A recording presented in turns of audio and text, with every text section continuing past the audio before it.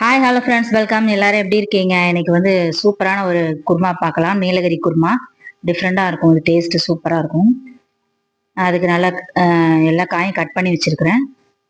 Onion, தக்காளி, பட்டாணி, carrot, beans, potato எல்லாமே உங்கள் விருப்பத்துக்கு ஏற்ற மாதிரி சைஸில் கட் பண்ணிக்கோங்க. குருமாக்கு பெருசாக வேணாலும் பெருசாக கட் பண்ணிக்கலாம். நல்ல கலர்ஃபுல்லான காய்கறிகள் போட்டு நீலகிரி குருமா பண்ணலாம். ஒரு குக்கரில் தான் பண்ணுறேன். குக்கரில் கொஞ்சம் ஆயில் வச்சுக்கலாம். ஒரு 2 டேபிள் ஸ்பூன் ஆயில் ஊற்றிக்கோங்க. கொஞ்சம் ஸ்பைசஸ் போட்டுக்கலாம். ஒரு பிரியாணி இலை, ஒரு 2 பீஸ் கிராம்பு எடுத்து வச்சுருக்கிறேன். சோம்பு, பட்டை, அன்னாச்சிப்பூ வந்து சின்ன பீஸ் 2 முழுசாக போடலை. ஒரு 2 ஏலக்காய், ஒரு துண்டு கல்பாசி எல்லாம் போட்டு ஆயில் ரொம்ப ஹீட் ஆகக்கூடாது. ரொம்ப ஹீட் ஆகி நீங்கள் ஸ்பைசஸ் போட்டிங்கன்னா ஸ்மெல் வந்து மாறும். லைட்டாக வதங்கினதுக்கப்புறம் ஆனியன் சேர்த்துக்கலாம். ஹை ஹீட்டில் போட்டு ஸ்பைசஸ் வதங்கினீங்கன்னா அதோட வாசனை வேற மாதிரி இருக்கும் குருமாக்கு. ஆனியன் ஓரளவுக்கு வதங்கட்டும்.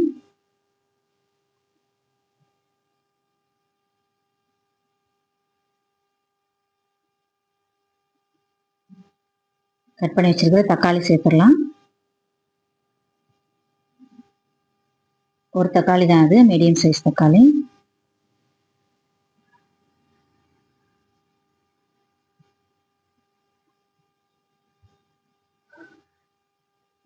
குருமாக்கு தேவையான உப்பு எல்லாமே சேர்த்துடுறேன் இப்போவே.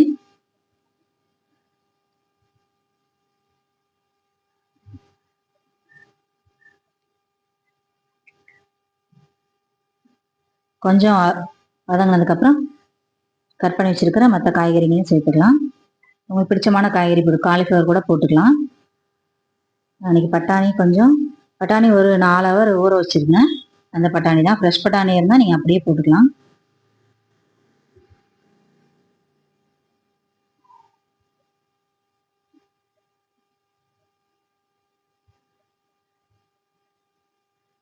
மசாலா சேர்த்துடலாம். 1/4 ஸ்பூன் மஞ்சள் தூள், சில்லி பவுடர் வந்து ஒரு 1/2 ஸ்பூன் தான் சேர்த்துருக்குறேன். ரொம்ப காரம்லாம் இல்லை. ஒரு பச்சை மிளகா சேர்த்து அரைக்க போகிறோம், அதனால சில்லி பவுடர் வந்து 1/4 ஸ்பூன் தான் சேர்த்துருக்குறேன். 1/4 ஸ்பூன் இல்லைங்க, 1/2 ஸ்பூன் சேர்த்துருக்குறேன்.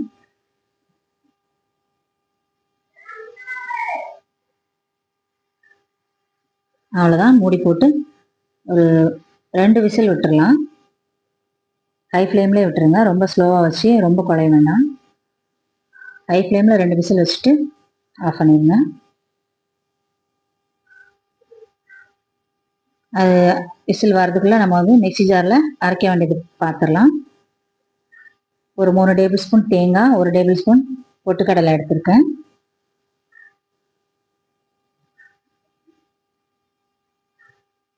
முந்திரி எல்லாம் வேணால் பொட்டுக்கடலை போட்டு செய்யுங்க, நல்லாயிருக்கும் இந்த நீலகிரி குருமாக்கு.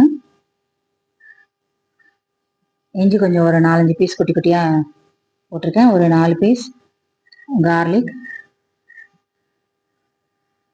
அதோட ஒரே ஒரு பச்சை மிளகா, கொஞ்சம் பெரிய சைஸ் இருக்குது, அது சின்னதாக இருந்தால் 2 போட்டுக்கோங்க.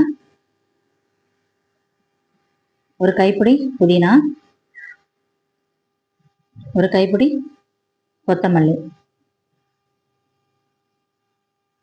இதை கழுவி க்ளீன் பண்ணி எடுத்து வச்சுருக்கிறேன், அதையும் சேர்த்துக்கலாம். நல்ல சாதம், சப்பாத்தி, இட்லி, தோசை, பூரி எதுக்குனாலும் சாப்பிட்லாங்க குருமா. ஒரு 3 டேபிள் ஸ்பூன் தயிர் ஊற்றிருக்கேன். தயிர் ஊற்றி நல்லா ஃபைனாக அரைச்சிடலாம். குக்கர் நல்லா விசில் வந்துடுச்சு. நல்லா இடியாப்பெல்லாம் செஞ்சிங்கன்னா அந்த குருமா ஊற்றி சாப்பிட்டு பாருங்கள், சூப்பராக இருக்கும். இப்போ நல்லா அரைச்சி எடுத்தாச்சு வலுவலுன்னு.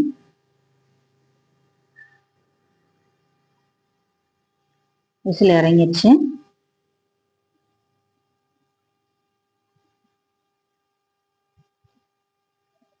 மேலே தெரியுற அந்த ஸ்பைசஸ் போட்டோம்ல, அதெல்லாம் எடுத்துடலாம்.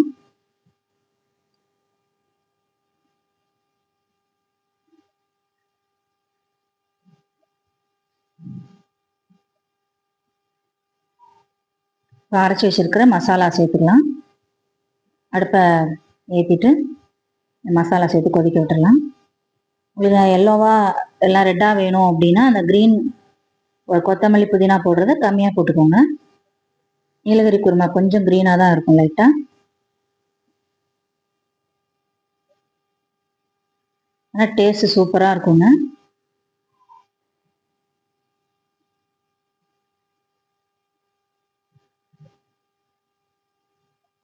இடியாப்பம், இட்லி, தோசைக்கெலாம் சூப்பராக இருக்கும் இந்த குருமா. நல்லா கொதிக்கட்டும். கொஞ்சம் உடச்சக்கடலை போட்டுறதுனால எக்ஸ்ட்ரா கொஞ்சம் தண்ணி ஊற்றிக்கோங்க, திக்காகும்.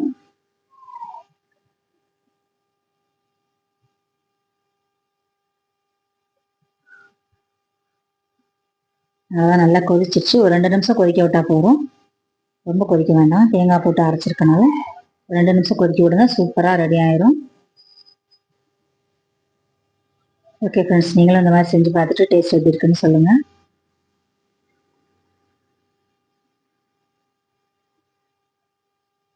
அவ்வளோதான், முடிஞ்சிச்சு. பாய்.